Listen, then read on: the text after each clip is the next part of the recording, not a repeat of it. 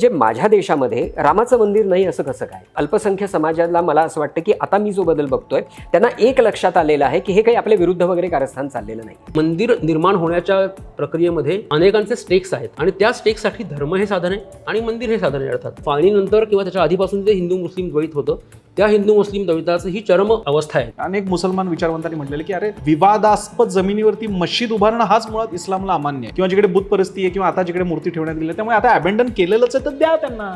व्यथित हिंदू मधला जेव्हा राम मंदिराचा ट्रस्ट बनतो तो व्यथित हिंदू मधला नेमका कोणता हिंदू असतो? धर्माचा रथ हा जातीच्या दगडावर आपटतो आणि फुटतो, ते यावेळी नाही झालं. त्याचं क्रेडिट भाजपला, त्यांच्या रणनीतीला, मोदींना द्यावं लागेल.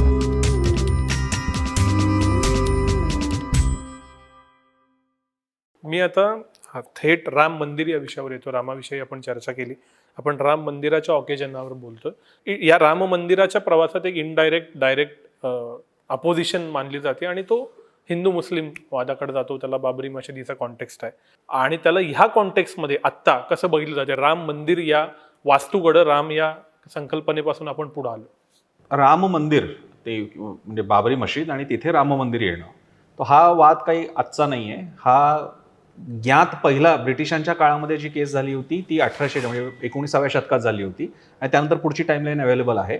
अयोध्येत गेल्यानंतर तिथल्या लोकांशी बोलताना, ज्याला आपण लोकस्मृती म्हणतो आणि मौखिक इतिहास म्हणतो, त्यांचं म्हणणं तर हे बाबर झाल्याच्या नंतर सुद्धा हे सगळं आम्ही कोणी प्रयत्न करत होतं, कोणी आणखी काही करत होतं, भजत होतं, पूजत होतं, त्या दिशेला तोंड करून, म्हणजे घरातल्या रामाच्या मूर्त्या त्या दिशेला करून, कारण तो तिथे राम बसलेला आहे असं सगळं तिकडे सांगितलं जातं. आजही तुम्हाला या कथा कळतील. हा एक भाग झाला. याचा दुसरा भाग असाही सांगितला जातो की ते मीर बाकीने मशीद बांधली, हे बरोबर आहे. राम मंदिर मूळ जागी होतं आणि ते तोडून तिथे बांधली, याचा स्पेसिफिक पुरावा नाहीये एक. पण हेही खरं आहे की त्या मंदिराच्या उत्खननासाठी, बाबरीच्या नंतर उत्खननामध्ये खांब वगैरे सापडलेले, अगेन ते राम मंदिर आहे का नाही हे त्याच्यात स्पष्ट होत नाही वगैरे वगैरे. तो त्याची वेगळी कॉन्ट्रोवर्सी किंवा जे काही असो. एक मात्र नक्की, अयोध्येमध्ये रामाचा जन्म झाला हे आपल्या ते हे आहे ना, भारतवर्षे आर्यावर्ते भारतखंडे एक नगरी थी अयोध्या, जिथे जन्म झाला, असं ते रामाच्या लवकुश गातात त्याच्यामध्ये सुद्धा ते आलेलं आहे. सो अयोध्येमध्ये जन्म झालेला आहे. आता तिथे अयोध्येत गेल्यानंतर मला जे रिपोर्टर म्हणून बघत असताना मला ज्या गोष्टी स्ट्रायकिंगली जाणवल्या त्या अशा की तुम्ही जेव्हा हनुमानगडी आणि परिसरामध्ये जाता पुढे, जेव्हा एकेकाळी तिकडे बाबरी असेल, सगळीकडे मंदिर आहेत. समजा तिकडे मी काही बाबरी नाही बघू शकलो कारण 92 साली मी 12 वर्षाचा होतो, पण हे मात्र स्ट्रायकिंगली जाणवतं की अरे या ठिकाणी एकदम अशी मशीद कशी काय असू शकते, जर का एवढी बाजूला इतकी मंदिरं आहेत.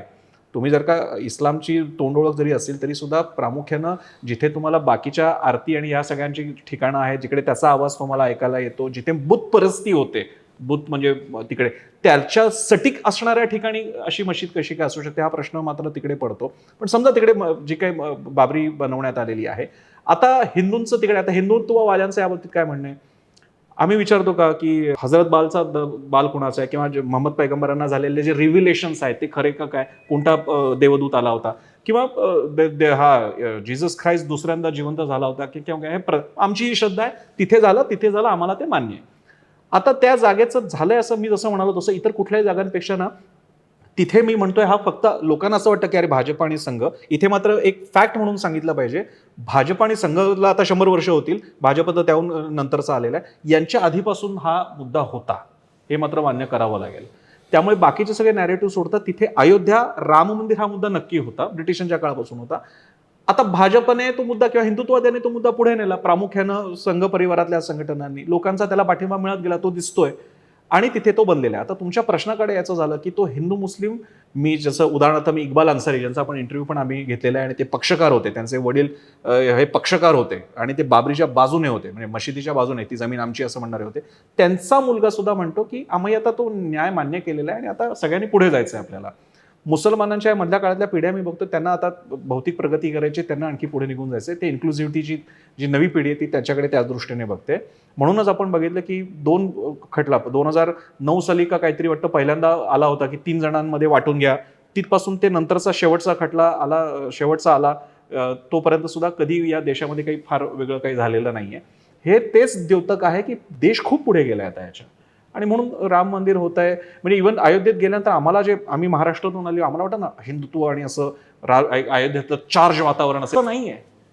छान साधीसुधी माणसं ते एकत्ररित्या राहतात. हैदराबाद, अयोध्या आहे, त्याच्या पुढे फैजाबाद आहे, तिकडे मंदिरं वगैरे बनते, त्यांचे स्वतःचे काही प्रश्न आहेत की आमच्याकडे बघून घ्या, अशा प्रकारे चाललेलं आहे. संघर्षाचं ते प्रतीक कदाचित डिस्कशनच्या टेबल्सवरती किंवा अन्य कोणाला वाटतही असेल, पण तिकडची लोक ह्याच्यापेक्षा पुढे गेलेली आहेत, त्यांचे ॲस्पिरेशन्स पुढे गेलेले आहेत.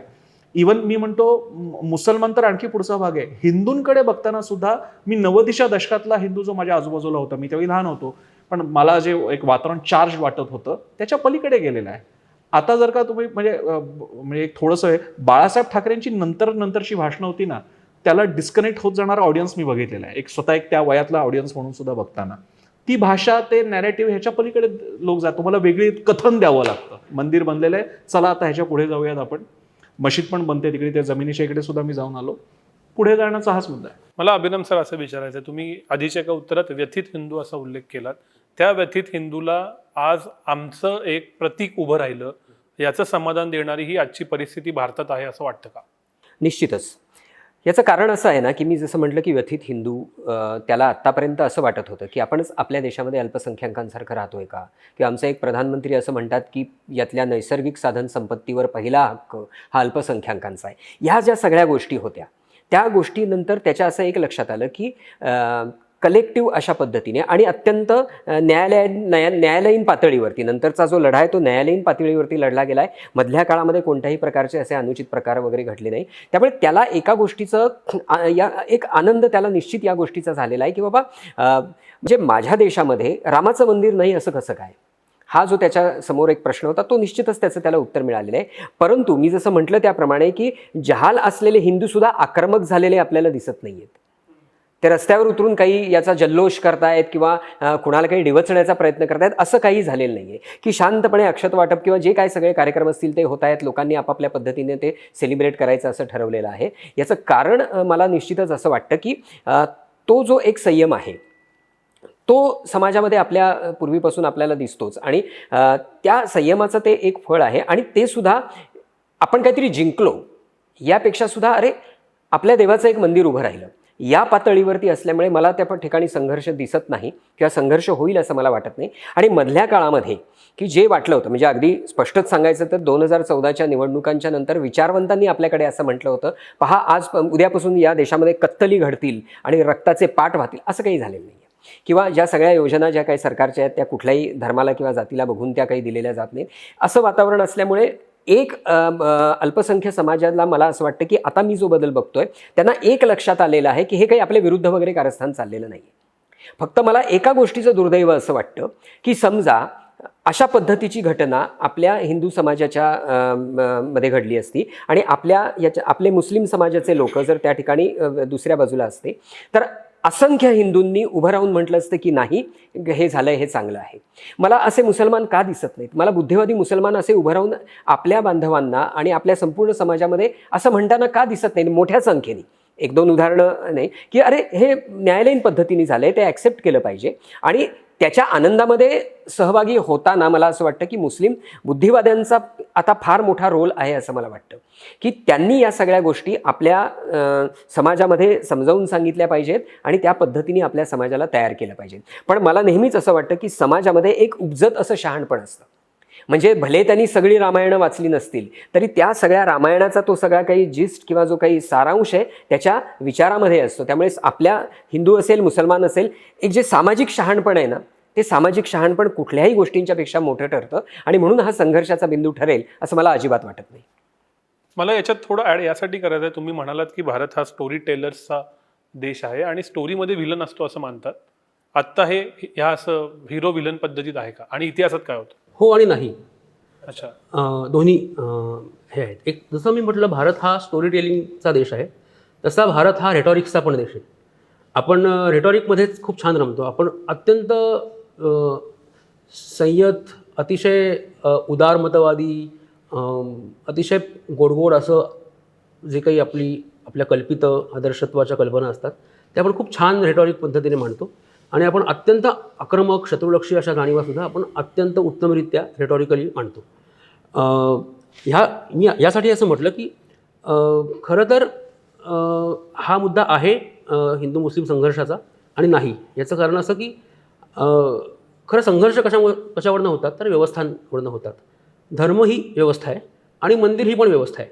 मी मुस्लिम धर्माचा मी अभ्यासक फार म्हणजे मी ट्रेंड नाही आहे धर्म म्हणजे इस्लामिक स्क्रिप्चर्स मी वाचलेली नाहीत फार शास्त्रशुद्ध किंवा अकॅडमिक पद्धतीने. शास्त्रशुद्ध म्हणजे अकॅडमिक पद्धतीने. पण मला असं वाटतं की आपल्या हिंदू वैदिक परंपरांचा विचार केला तर आपल्याकडे 6 दर्शनं आहेत. त्याच्यामध्ये एक मीमांसा नावाचं दर्शन आहे. त्या मीमांसा दर्शनाचे जे आचार्य आहेत कुमारील भट्ट त्यांचं नाव, शंकराचार्यांच्या चरित्रात त्यांचा उल्लेख येतो. शेवटी त्यांनी स्वतःला तुषाग्नी म्हणजे त्यांनी गवताच्या गंजीवर स्वतःला आत्मदहन त्यांनी केलं.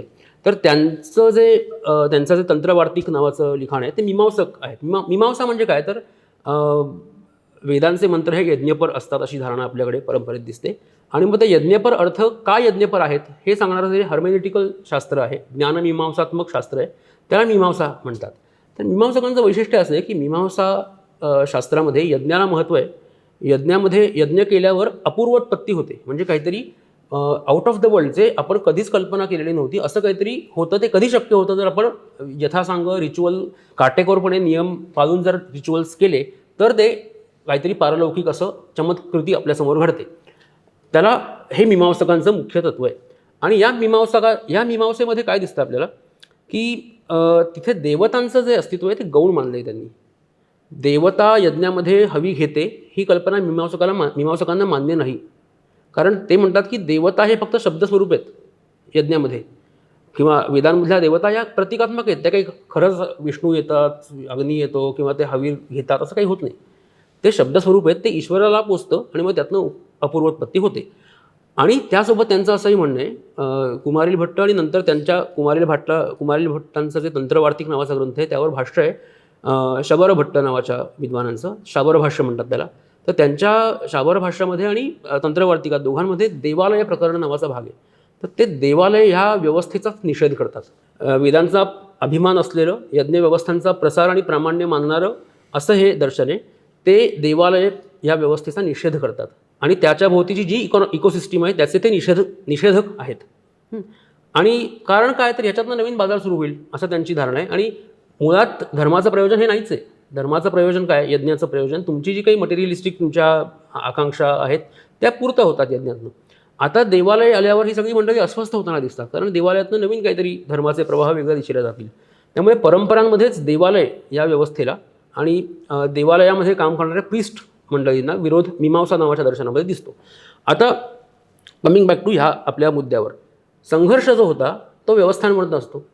धर्म ही व्यवस्था आहे आणि मंदिर ही व्यवस्था आहे म्हणजे जागा ही व्यवस्था आहे. आपण राम मंदिराचा विचार केला तर शिया वक्फ आणि सुन्नी वक्फ त्यांच्यामधला वाद आपल्याला माहिती आहे. अयोध्येच्या बाबरीच्या जागेवरचा विश्व हिंदू परिषदेमध्ये आपण कोणी कसा पैशांचा अपहार झाला वगैरे याविषयीच्या आपण वादाच्या बातम्या आपण अनेको वर्षांपासून ऐकतोय. त्यामुळे मंदिर निर्माण होण्याच्या प्रक्रियेमध्ये अनेकांचे स्टेक्स आहेत आणि त्या स्टेक्ससाठी धर्म हे साधन आहे आणि मंदिर हे साधन आहे अर्थात. आता हिंदू मुस्लिम वादाचं प्रतीक एका तर आहे एका अर्थी, कारण आपल्याला माहिती आहे बाबरीच्या वेळी 70-80 नंतर जी काही रामजन्मभूमी यात्रा सुरू झाली, रथयात्रा, त्यानंतरची नॅरेटिव्ह ही इस्लाम विरोधी मुस्लिम विरोधी होती आणि त्याची पूर्वपीठिका ही बाबरी राम मंदिर पाडून बाबरी बांधली या संभाषितावर बेतलेली होती. आता सुप्रीम कोर्टाच्या आपण ताज्या न्यायामध्ये सुद्धा ते राम मंदिर होतं हे प्रसंगाने सांगितलं की ते राम मंदिर होतं हे नक्की सुप्रीम कोर्टाने सांगितलेलं नाही आहे. एक मुस्लिम अभ्यासक म्हणतात की तिथे राम मंदिर होतं, पुरातत्वज्ञ म्हणतात. तर ह्या सगळ्या परस्पर विरोधी गलबल्यामध्ये हे राजकीय अजेंडा रेटणं खूप सोपं असतं किंवा सामाजिक मतप्रवाह बदलणं सुद्धा खूप सोपं असतं. त्यामुळे ही व्यवस्था मी मगाशी उल्लेख केला, फाळणीनंतर किंवा त्याच्या आधीपासून जे हिंदू मुस्लिम द्वैत होतं त्या हिंदू मुस्लिम द्वैताचं ही चरम अवस्था आहे त्या वादाची. आणि त्यात आता माणसं आक्रमक व्हायची गरज नाही ना. आता माहिती आहे मंदिर होणार आहे, आता सत्ताच हिंदुत्ववादी पक्षांची. त्यामुळे हिंदुत्ववादी मंडळी त्यांचं सेलिब्रेशन म्हणजे ढोल ताशांसहित प्रत्येक रस्त्यावर सुरू आहे. ह्याला आक्रमकता म्हणायला हवं माझ्या मते, पण ती हिंस्र आक्रमकता नाही आहे. ती त्यात सेलिब्रेशन आहे आणि आपल्याकडची सगळीच सेलिब्रेशन्स, मी पुन्हा दोष देण्याच्या दृष्टीने म्हणत नाही, आपल्या सगळ्याच पद्धतीची आपल्याकडची सेलिब्रेशन्स ही अत्यंत ॲग्रेसिव्हली होतात सर्व देवतांची, सर्व नेत्यांची. त्यामुळे तसं हे पण सेलिब्रेशन मोठ्या आक्रमकतेने होतं आहे. त्याला हिंदू मुस्लिम वादाचा एक मोठा पदर आहे, तो कायम राहील. प्रसन्न म्हणाला की तसं रामाचं मंदिर बघून कोणाला ते आठवणार नाही, तर तसंही अनेकांना आठवेल, दोन्ही बाजूच्या लोकांना आठवेल. हे पण खरं सत्य आपण नाकारता कामा नये. पण आता अभिराम सर म्हणाले तसं की आता काय आहे, सामान्य माणसांना मंदिर मशिदीमध्ये इंटरेस्ट असतो पोटं भरल्यावर. सामान्य मुस्लिमांचे आणि सामान्य हिंदूंचे प्रश्न मघाशी चर्चांमध्ये आपल्या हे सुरू होण्याच्या आधी प्रसन्न म्हणाला की दुष्काळ आहे मराठवाड्यामध्ये, सोलापूरमध्ये पाणी नाही प्यायला. तर ह्या समस्या महत्त्वाच्या आहेत. तर मी असं म्हणत नाही की मंदिराला आपण बाजूलाच ठेवायला हवं, पण आपण कशाला महत्त्व द्यायचं हे आपल्याकडे ठरलेलं आहे. कारण मघाशी म्हटलं की नीतिमूल्य कोण ठरवतं? त्या वर्गाच्या हातामध्ये हा मुद्दा किती रेटायचा आहे किंवा कोणता मुद्दा रेटायचा आहे. त्यामुळे राम जन्मभूमी हा वाद राजकीय आहे तर आहे, तो धार्मिक आहे तर धार्मिकही आहे, तो आध्यात्मिक पण होऊ शकेल आणि होऊ शकेल. याचं कारण असं की राम जन्मभूमी अयोध्येमध्ये अशी अनेक मंदिरं आजही आहेत की ते म्हणतात की आमचं खरं मंदिर जे ते राम जन्मभूमी खरी आमचं मंदिरात आहे असं म्हणणारे अनेक मठ अयोध्येमध्ये आहेत. अगदी अलीकडेपर्यंत होते, आता सध्याचं माहीत नाही मला, पण मी स्वतः असे मठ पाहिलेत की खरी जन्मभूमी हे आमचं मंदिर आहे असं सांगणारे जागा, आणि वो विवादित ढांचा आहे असं म्हणायचे लोक. तर त्यातून संघर्ष संपतील का? तर नाही संपणार, पण त्यातून एक शहाणपण पण मोठ्या प्रमाणामध्ये रुजेल. अभिराम सरांनी उल्लेख केला, मुस्लिम समाजाने पण ते स्वीकार केलं. 2009 साली मला आठवते जेव्हा सगळ्यांनी सामोपचारांनी तो निर्णय स्वीकारलेला होता. तर ती शहाणीव जी असते किंवा आदर्शत्वाच्या चौकटी ज्या असतात किंवा त्या कथांचं ॲप्रोप्रिएशन जे असतं ते गरजेत नव्हतं. आपल्याला गरजच आपली आहे की आम्हाला माझे पोटं भरली पाहिजेत, माझ्या मुलांना शिकवायचं आहे, मला की बेसिक गरजा भागल्यावर मी सगळे हे वाद करू शकतो, हे पण एक वास्तव आहे. तर हे बहुपदरी वास्तवांचं ह्याचं उत्तर बहुपदरी असायला एक इथे फक्त हा एक मुद्दा मांडला गेला पाहिजे आणि हेमंतच त्याच्यावर जास्त चांगलं सांगू शकतो. 2 गोष्टी फक्त. एक खरं आहे की हा वाद जर का सामोपचारानं सुटला असता, म्हणजे उदाहरणार्थ मी हा विषय 2009 पासून पत्रकारितेत असल्यापासून हिंदुत्ववाद्यांकडनं एक असं सांगण्यात आलं होतं, आणि कदाचित अभिराम कन्फर्म करू शकतात, की हिंदुत्ववाद्यांनी मुसलमान पक्षकारांना किंवा मुस्लिम समूह त्यांच्या विचारवंतांना सांगितलं होतं की आमची 3 प्रमुख श्रद्धास्थानं आहेत, अयोध्या, महादेव म्हणजे हे काशी आणि मथुरा, हे आम्हाला द्या. बाकी आम्हाला इतर मशिदींमध्ये काही रस नाही आहे, जी आधीची मंदिरं पाडली वगैरे त्याच्यात काही रस नाही आहे. इनफॅक्ट ती मंदिरं तुम्ही तुमच्याच हाताने मशिदी त्या बाजूला करा, आमची हे आम्हाला द्या, इनफॅक्ट आम्ही मदत करू वगैरे वगैरे. ते काही पुढे होऊ शकलं नाही.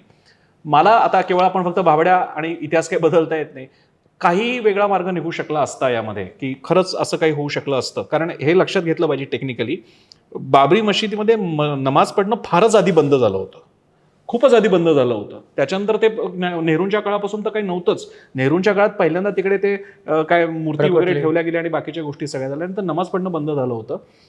इनफॅक्ट मुसलमानांमध्ये मी असे लेख मुझफ्फर हुसेन, कदाचित नाव चुकत नसेल तर, अनेक मुसलमान विचारवंतांनी म्हटलेले की अरे तिकडे ज्या विवादास्पद जमिनीवरती मस्जिद उभारणं हाच मुळात इस्लामला अमान्य आहे, if I am not wrong, असं वाचलं होतं. किंवा जिकडे बुत परिस्थिती आहे किंवा आता जिकडे मूर्ती ठेवण्यात गेली, त्यामुळे आता अबॅन्डन केलेलंच आहे तर द्या त्यांना. बाबरी पाडायचा कदाचित प्रसंगच आला नसता, कारण मुळात मुसलमानांनी ते अबॅन्डन केलं होतं. असा मार्ग निघाला असता तर बरं झालं असता. हा एक भाग, हा थोडा बाजूला ठेवा, हे फक्त मत होतं. एक मात्र मुद्दा असा, आणि ज्या बाबतीत अभिराम ज्याची थोडीशी चिंता वाटते, हिंदू धर्म, आपला हिंदू धर्म ही अशी मोनोलिथिक व्यवस्था नाही, आणि इनफॅक्ट अभिमानाने सांगण्यासारखी गोष्ट असं पण मी मानतो की ती मोनोलिथिक नाही आहे. आणि एक आमचा देव, नुसतं एक देव नाही, त्याचं एक ठिकाण असंही नाही. जसं हे म्हणाला तसं बरोबर आहे. हेमंत, तू म्हणतोस की ठिकाण मराठी माणसाचं मंदिर आहे, मोघे गुरुजी म्हणून आहे, त्यांच्या मंदिरात मी जाऊन आलो, काळेराम मंदिर. त्यांच्याकडे जे पंचायतन आहे त्यांचं म्हणणे की ही खरी मूर्ती होती की जी राम मंदिरात होती, ज्याच्यावर आपण पुढारीला स्टोरी सुद्धा केलेली आहे. आता तिकडे एक मराठी पुजारीच आहे, देशपांडे नावाचे. माझा मुद्दा असा आहे की हे जे एकमयता आहे ना, एक सगळं, एक राष्ट्र, एक राज्य, एक व्यवस्था, एक नेता, एक मैदान, हे जे आहे ना, राज ठाकरेंचे अनेकदा मनसेचे कार्यकर्ते पण म्हणत असतात एक नेता, एक मैदान, एक, असा एक नाहीच आहे हा धर्म. हे तर उघडच दिसतंय. इतके सगळे देवदेवता, आमच्या बांधावरचा देवापासून आमच्या अगदी काशी विश्वेश्वरापर्यंत आहे.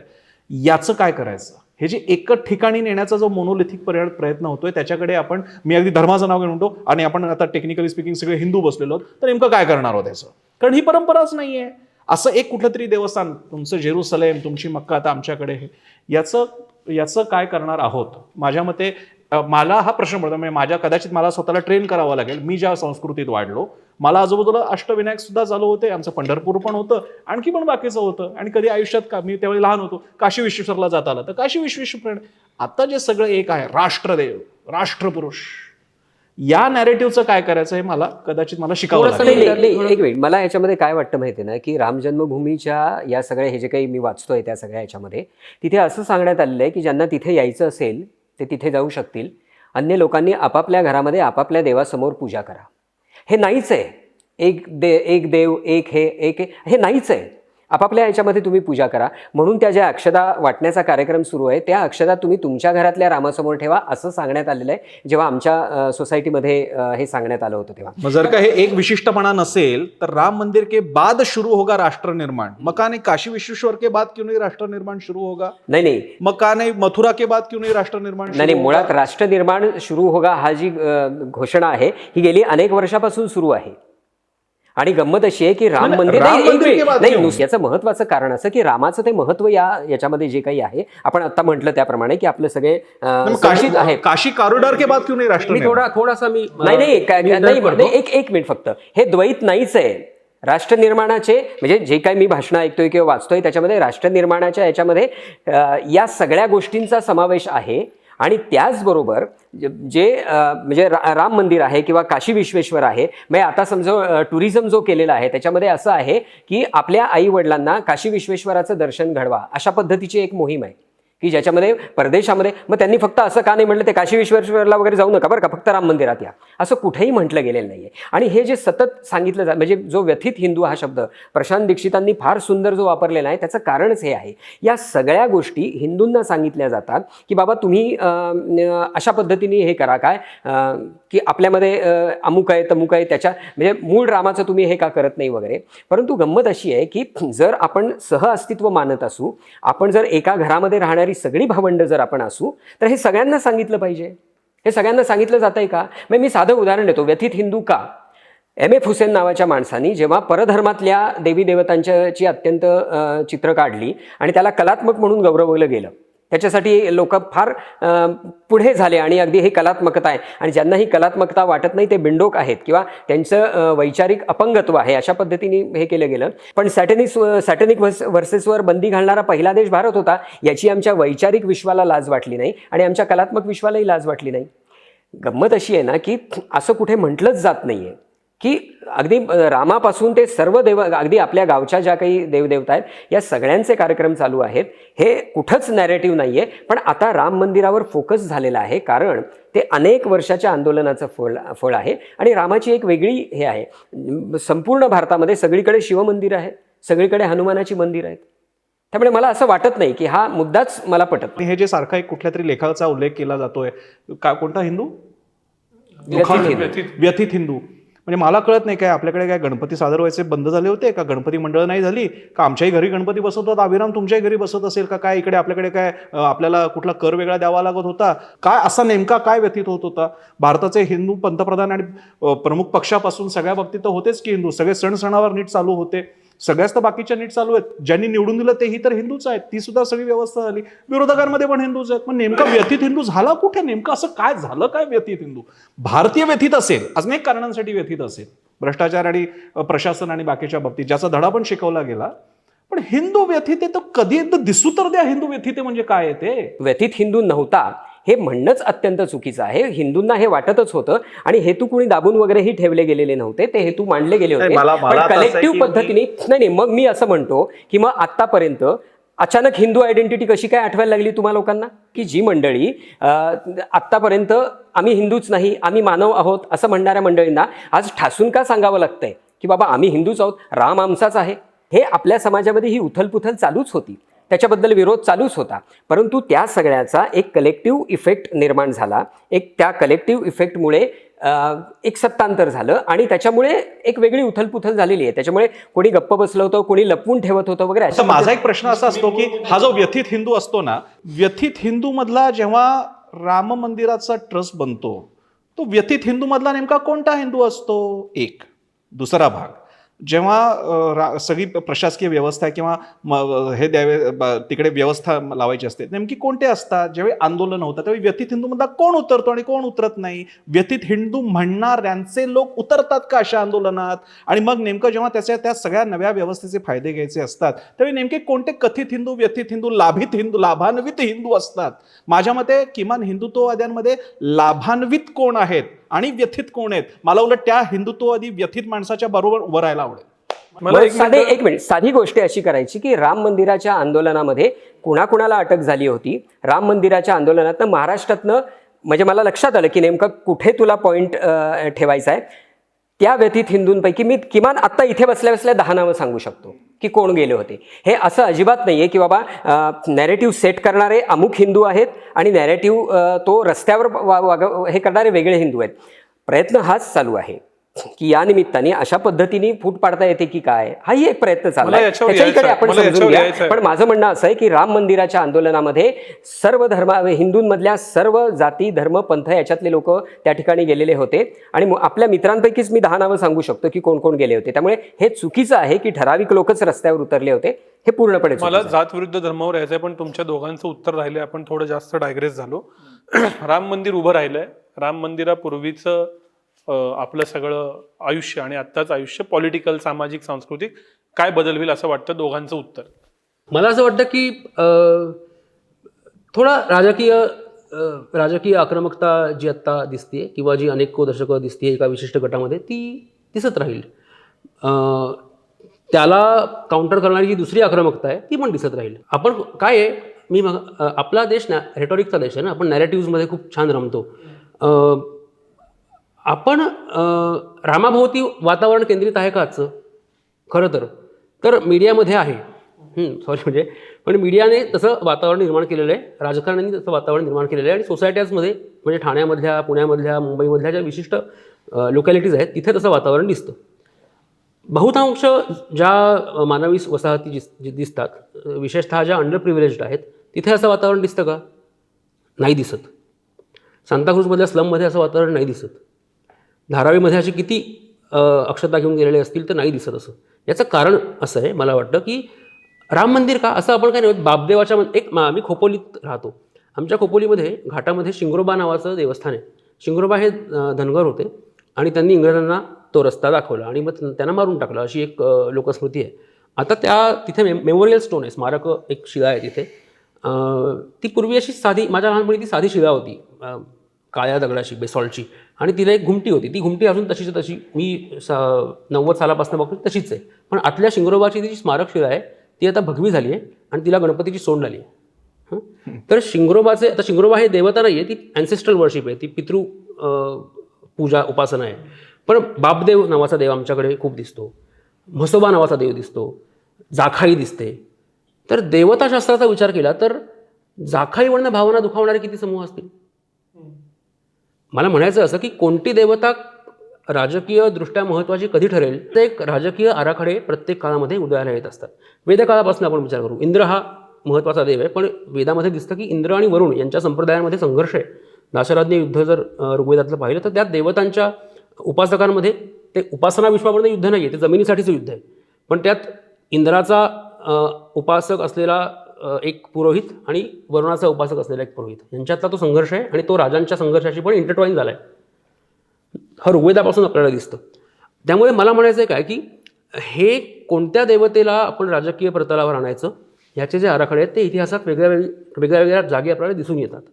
रामाचंच मंदिर आत्ता का दिसतं आपल्याला, किंवा काशी मथुरा बाकी आहे असं पण आहे, म्हणजे कदाचित ते पुढे ते सुद्धा होऊ शकेल. ह्या आपण देवताशास्त्राचा विचार केला तर राम, मगाशी म्हणलं की राम हे वेगळ्या प्रतिमांचं कोलाज आहे. जसं शिव हे वेगळ्या प्रतिमांचं कोलाज आहे, कृष्ण हे वेगळ्या प्रतिमांचं कोलाज आहे. आणि त्या प्रतिमा या लोकस्मृतीतनं, लोकजीवनातनं आलेल्या आहेत. त्या लोकजीवनामधल्या वेगळ्या एक असं दिसतं की अर्जुनाचा एक उपासक विश्व पंजाबामध्ये साधारणतः 1-2 शतकाच्या दरम्यान होतं. अर्जुनायन असं त्यांचा उल्लेख दिसतो. आता या अर्जुनाचा संप्रदाय नष्ट झाला त्याच काळात नष्ट झाला. बलरामाचा उपासक असलेला एक पांचरात्र नावाचा संप्रदाय आहे. त्या पांचरात्र संप्रदायामध्ये श्रीकृष्ण, श्री संकर्षण म्हणजे बलराम, श्री प्रद्युम्न कृष्णाचा मुलगा आणि श्री अनिरुद्ध कृष्णाचा नातू यांची उपासना करणारा एक संप्रदाय होता. त्यांची उपासना का होत नाही? अनिरुद्धाचा संप्रदाय का नाही झाला? ह्या देवतांचं उन्नयन किंवा ह्यांचं पॉलिटिकल महत्त्व का नाही वाढलं? तर ह्याचं एक गणित असतं.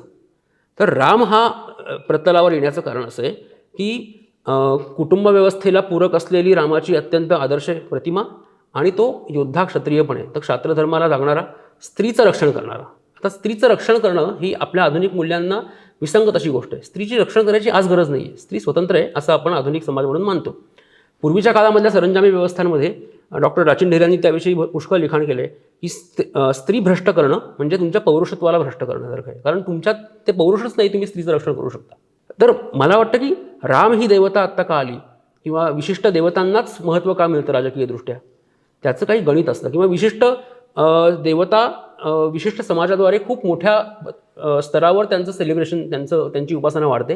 याची काही गणितं असतात, त्या गणितांची आपण आधुनिक चिकित्साशास्त्रानुसार चिकित्सा करू शकतो. ती जर आपण केली तर आपल्याला दिसतं की याच्यामागे एक विशिष्ट कन्झ्युमरिझम प्रत्येक काळातलं आहे आणि आज त्याचं जे रूप आहे ते रामाभोवती केंद्रित आहे. तुळजाभवानी मातेला शिवाजी महाराजांनी दिलेले दागिने गायब झाले, तिचा मुकुट गायब झाला, त्याविषयी कोणीही आंदोलन गेल्या महिन्यात केलेलं नव्हतं. हे का होतं? शिवाजी महाराजांनी दिलेले दागिने, महाराष्ट्राची कुलस्वामिनी असलेली तुळजाभवानी.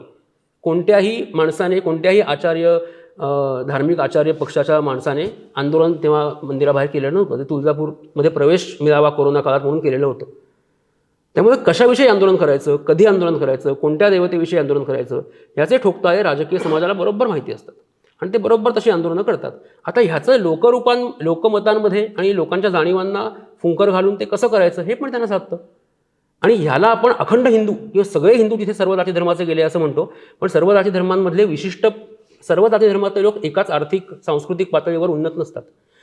ब्राह्मण वर्गापासून ते शोषित वंचित वर्गापर्यंत सर्व गटांमध्ये अत्यंत मोठ्या पदावर गेलेली माणसं आहेत आणि अत्यंत नीच अवस्थेमध्ये, नीच म्हणजे अत्यंत वाईट अशा अवस्थेमध्ये गेलेली अनेक माणसं आहेत. तर त्यातला जो एलिव्हेटेड क्लास आहे, ज्यांना आर्थिक राजकीय महत्त्वाकांक्षा आणि स्थिरत्व मिळाले, त्यांना याच्यामध्ये इंटरेस्ट असतो. त्यामुळे कोणत्या देवतेला महत्त्व कसं येते याचा देवताशास्त्रीय अंगाने अभ्यास व्हायला हवा, त्या व्यवस्थांचं विकसन कसं होतं याचा एक अभ्यास व्हायला हवा. आणि समस्त हिंदू असा आहे किंवा समस्त हिंदू तसा आहे किंवा समस्त पुरोगामी असे आहेत, समस्त हिंदुत्ववादी असं नाही आहे. हिंदुत्ववादी हा मनोरीत नाही. अनेक हिंदुत्ववाद्यांना हे सगळं आवडत नाही आहे, अनेक हिंदुत्ववाद्यांना हे भयंकर आवडतं आहे. अनेक पुरोगाम्यांमधले गट ठीक आहे रामाला आम्ही राम नाकारला म्हणून हे असं घडलं असंही म्हणणारे अनेक पुरोगामी गट आता उपरती झाल्यासारखे बोलू लागलेले आहेत. त्यामुळे ही मल्टिपल वास्तव आहेत आणि या मल्टिपल वास्तवांचं एक आत्ताचं मुख्य वास्तव असं आहे की राम हे सध्याचं राजकीय प्रतलावर आलेलं महत्त्वाचं व्यक्तित्व आहे आणि त्याची एक आदर्श प्रतिमा बनवली आहे. ती आदर्श प्रतिमा अभ्यासकांच्या दृष्टीने कदाचित तशी नाही आहे. आर्किओलॉजीच्या अंगाने जर पाहिलं तर अयोध्या ही रामकथा ही HD सांखलिया, ज्यांना आपण पुरातत्वाचे जनक म्हणतो, त्यांची रामायणाची जॉग्राफी ही छत्तीसगडमध्ये, तिथे लंका आणि अयोध्या पण नाही आहे. एक राजेश कोच्चर नावाचे अभ्यासक आहेत, त्यांनी रामायण हे कदाचित अफगाणिस्तान इराणच्या भागात हेलमंड नदीच्या काठावर घडलं असं त्यांनी मांडले. तर ही वेगळी अभ्यासकांचे न्युआन्सेस आपण बघत नाही युजली. आपल्याला cultural literacy, social literacy, economic literacy ह्याचे आपल्याकडे वानवा असल्यामुळे आणि त्याविषयी फार आस्थाही नसल्यामुळे आपण लोकप्रिय राजकारणामध्ये आणि लोकप्रिय संभाषितांमध्ये खूप रमतो आणि आपण त्यावर एनकॅश करतो सगळं. त्यामुळे आपण असं पाहिलं पाहिजे की पुढे भविष्य काय, तर त्या काळामध्ये जसजशी गरज होईल कदाचित रामाला रिप्लेस करणारी नवीन देवता येईल. ती हिंदू असेल, बौद्ध असेल, मुस्लिम असेल, कशी असेल, वन नेवर नोज. त्यामुळे त्या काळात नेमकी काय गरज असेल सांस्कृतिक आर्थिक विश्वाची, त्यानुसार भविष्य ठरेल. प्रसन्न जोशी, इमिजिएट डिस्कोर्समध्ये राम मंदिर झालंय, याच्यानंतरचं राजकारण कुठल्या दिशेला जाताना दिसतं? मी याच प्रश्नाच्या उत्तरामध्ये माझे 2 मुद्दे, कारण मला असं वाटतं की एक ना सेल्फ पिटीचा बहुधा एक वातावरण बनायला लागलंय की काय, की म्हणजे जे काही व्यथित हिंदू वगैरे चालले, आणि मी खूप सिरियसली बोलतोय हे. माझ्या मते आपण सगळे, जर का हा देश बहुसंख्य हिंदूंचा आहे, जेव्हा असा प्रश्न विचारला जातो आता का तुम्हाला हिंदू असल्याची आयडेंटिटी आठवते, आम्हाला यासाठी सांगावं लागतं, आम्हाला आठवावं नाही लागत आहे. जी मंडळी आता आमच्याकडे त्याचा ठेका आहे असं म्हणतात, त्यांना दाखवण्यासाठी की बॉस कूल चिल, आम्ही पण हिंदू आहोत आणि आमचं असं म्हणणं आहे. आम्ही आज नाही म्हणत आहोत, आम्ही ते गृहीतच होतं आम्ही हिंदू आहोत. आता आम्हाला सांगावं लागते, कारण जो तुमच्याकडनं दावा चाललेला आहे त्याला आम्ही फक्त सांगतोय आम्ही पण आहोत, आम्हाला पण त्यांचं ज्ञान आहे आणि आमच्या मुद्द्या. दुसरा भाग की त्यामुळे ज्यांना फार, आणि जर का आता जो एक आहे व्यथित हिंदू वगैरे, माझ्या मते म्हणजे दिल्लीला घेराव घातलेले शेतकरी होते, त्याच्यात बहुसंख्य नव्हते का जाट हिंदू नसतात का, हा माझा प्रश्न आहे. जेव्हा इकडे मोठ्या संख्येने विद्यार्थी MPSC किंवा बाकीच्या स्पर्धा परीक्षांच्या वतीतले कंप्लेंट घेऊन येतात, ते हिंदू नसतात का, हा माझा प्रश्न आहे. माझा प्रश्न इकडचे अजूनही बेरोजगारीचा जो दर आहे त्याच्यातला बहुसंख्य आपोआपच हिंदू नसतो का, हा माझा प्रश्न आहे. आणि आता मी तुझ्या प्रश्नाकडे येतो की याच्या पुढे काय असेल, हा तुझा प्रश्न होता बरोबर. राजकारण पुढे काय असेल, मी जसं म्हणालो तसं, आणि मी अगदी सुरुवातीला सुद्धा म्हणालेलो आहे की आता एक पाया बनलेला आहे. भारताचं राजकारण कोणत्या फ्रेममध्ये जाईल टू बिगिन विथ. मला तुलनेनं दक्षिणेतलं नॅरेटिव्ह इतकं पूर्ण हिंदुत्वाईज म्हणणं चुकीचं ठरेल, हिंदुत्ववादी असं नाही झालेलं. उत्तर भागामध्ये मात्र ते बऱ्यापैकी जाणवतं. हे मला कशावरनं सांगतोय, मी 4 राज्यांच्या इलेक्शनमुळे सुद्धा मला ते जाणवलं आणि आता सुद्धा झालेलं आहे. त्यामुळे इथल्या जवळपास 250 जागांचा हिशोब करत असताना थेट राजकारणाच्या भाषेत बोलायचं झालं तर तुम्हाला त्या हिंदू फ्रेमने जावं लागेल. आणि या विधानसभा निवडणुकीने दाखवून दिलेलं आहे की जे मंडल कमंडलचं झालं होतं, भाजप आता हे करतंय का मंडलचं, चला आपण ओबीसी राजकारण ओबीसी जनगणनेची मागणी करूया आणि त्याला क्लॅश करूया, जे 90च्या दशकात झालं. असं एक विधान मी वाचण्यात आलं होतं की धर्माचा रथ हा जातीच्या दगडावर आपटतो आणि फुटतो, ते यावेळी नाही झालं. आणि दॅट इज टू त्याचं क्रेडिट भाजपला, त्यांच्या रणनीतीला, मोदींना द्यावं लागेल. आणि त्यांनी हे नॅरेटिव्ह आता जोरदार सेट केलेलं आहे. या उत्तर भागामध्ये आता तुम्हाला जर का या 250 जागांच्या हिशोबाने काही करायचं, राजकारण करायचं असेल तर त्यांना पक्षांना तुम्हाला ही हिंदू फ्रेम लक्षात घेऊन पुढे राजकारण करायचं. त्याला नाव तुम्ही काही द्या. मग केजरीवाल म्हणतात की अरे काय राम अल्ला आमचे सगळेच आहेत, सगळे काय मी पण हिंदू वगैरे. राहुल गांधींनी यज्ञ वगैरे करावेत. किंवा तिकडे मध्य प्रदेशचे काँग्रेसचे माजी मुख्यमंत्री कमलनाथ यांनी बागेश्वर धामवाल्यांना बोलवलं होतं वगैरे. हे सगळं होऊ शकतं आता. आणि हे बघताना पूर्वगाम्यांनी पण लक्षात ठेवा की आपल्या अकॅडमिक डिस्कोर्समधून छेद करणारे मग हे काय, मग हे हिंदुत्व अधिकात्व असं आहे, ही अपरिहार्य चौकट आता तयार झाली आहे. जशी एकेकाळी समाजवादी चौकट होती, कम्युनिस्ट समाजवादी डावी लेफ्ट लिबरल चौकट होती आणि त्यातून राजकारण करणं सो मच सो. अभिराम तुमच्या माहितीसाठी सांगतो, 90च्या दशकात माझ्या मित्र भाजपचं मेंबरशिपचं तिकीट घेऊन आला होता. त्याच्यावरचा मेसेज मला अजूनही आठवतो. आणि भाजपचं, आणि आजही ते असेल, आम्ही म्हणजे भाजप गांधीवादी समाजवादावरती विश्वास ठेवतो. गांधीवादी समाजवाद हा शब्द आहे आज भाजपच्या कुठे काही काळापूर्वी गांधीवादी समाजवाद, आज गांधीवादी समाजवाद हा शब्द तर सोडा, भाजप किंवा प्रो बीजेपी इंटेलेक्च्युअल्स म्हणतात की घटनेतला समाजवाद शब्द इंदिरा गांधीने आणलाय, तो काढून टाका. हे जे स्थित्यंतर आहे ते स्थित्यंतर आणखी पुढे गेलेलं आहे. आता चौकटी हिंदूची आहे. आता बाकी तुम्ही काही एक वेगळा आयाम थोडा मांडायचा आहे. पुढे भविष्य काय असेल एक मला मांडायचं राहून गेलं. चौघांमध्ये आपण बोलतो, पटकन मी विचारतो, रामाला पॅरलल असलेली स्त्री देवता कोणती महत्वाची, आदर्श अशी कोणती देवता आहे, कोणती व्यक्ती आहे पुराणामध्ये जी राम जसा आदर्श पुरुष आहे त्याची आदर्श स्त्री कोणती आहे? पंचसती मानल्या जातात ना, सीता आहे. मंदोदरीचं सुद्धा तितकंच महत्व आहे. तारा का महत्वाची आहे ना. तारा का महत्वाची? तारा पण महत्वाची आहे, पतिव्रता म्हणून तिच्या तारा पाहिलं जातं. हो. त्यांच्या मंदिरांचं काय, सीताच्या मंदिराचं काय, अहिल्याच्या मंदिराचं काय, ताऱ्याचं मंदिराचं काय, द्रौपदीच्या मंदिराचं काय आहे? कोणतं मंदिर? दुर्गा मंदिर खूप आहेत ना. नाही, दुर्गा आपण पौराणिक पात्र, मी काय म्हणतोय दुर्गा हा आपण देवी ह्या गोष्टीकडे आपण स्वतंत्र चर्चा घेऊ शकतो. राम हे पौराणिक कॅरेक्टर जसं आपल्याकडे अत्यंत महत्त्वाचं आणि अत्यंत मोठ्या पदाला गेलेलं आहे, तसं स्त्री पात्र कोणतं गेलंय? नाही गेलेलं. त्यामुळे पुढचा डिस्कोर्स कसा असेल याचा हे एक अंग महत्त्वाचं आहे की हिंदुत्व शब्द नको वापरायला, हिंदू धर्माचा जे आधुनिक कुठल्याही धार्मिक याचं असं म्हणूयात आपण, कारण कुठल्याच धर्मामध्ये अशा पद्धतीची पॅरलल दिसत नाही. हिंदू धर्माला वेगळं काढून आपण ते काढायची गरज नाही. कुठल्याही धर्मामध्ये पॅरलल स्त्री नाही का नाही याच्यावरती आपण चर्चा करूयात. पण मला असं वाटतं की भारतातल्या एकूण भारतातल्या सर्व धर्मांमध्ये, पुन्हा again to justify what you say, भारतातल्या सर्व धर्मांमध्ये, सर्व समाज व्यवस्थांमध्ये पुढचं जे रूप असेल ते पुन्हा एकदा पुरुषप्रधान धर्मव्यवस्थांचंच असेल. हे एक महत्त्वाचं अंग आपण लक्षात घ्यायला हवं. तिथे स्त्रीचं स्थान कसं असेल? आता आधुनिक कॉर्पोरेट स्त्री काय करते हा आपण ह्यालाच फेमिनिझम नको म्हणायला आपण, किंवा वारकरी स्त्री वारीला जाते म्हणून ती फेमिनिस्ट आहे असं पण म्हणायला नको, किंवा फेमिनिझममध्येही जायला नको. मला इतकं म्हणायचं की समाजामधलं पुढचं जे प्रारूप धर्माचं असेल ते पुन्हा एकदा पहिल्यासारखंच पुरुष देवता प्रधान असेल एक. आणि दुसरी गोष्ट, प्रसन्न मगाशी म्हणाला की दक्षिणेमध्ये हे सगळं होत नाही. दक्षिणेमध्ये महत्त्वाच्या देवता कोणत्या आहेत?